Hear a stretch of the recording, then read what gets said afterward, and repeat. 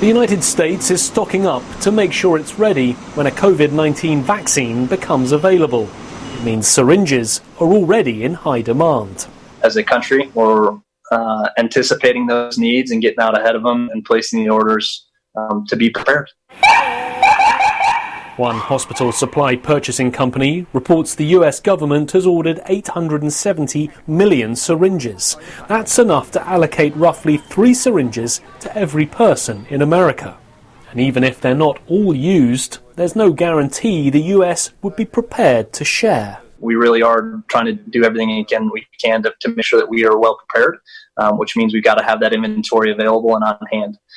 Should we find ourselves on the other side where we do have an excess, I'm fairly certain we would do everything we could to help the global population.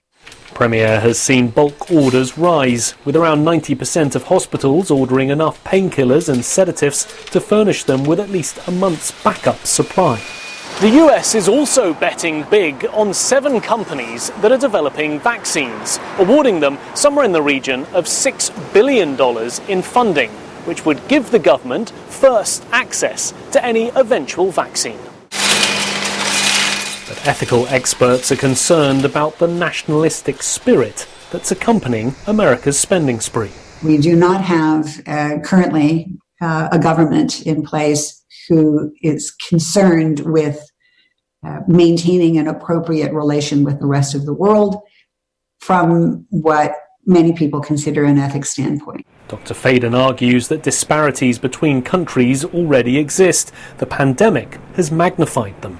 Prioritize the interests of your own residents does not extend to the point at which you are really making it impossible for other countries to honor their similar obligations to their own citizens. So, okay, do the best you can for your citizens, but not to the point where you're really pricing everybody else out of the market or kind of consuming all of the supply chain.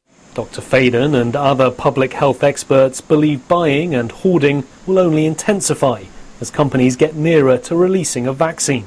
They say rather than an America first attitude, the global pandemic calls for cooperation and collaboration. Nick Harper, SABC News.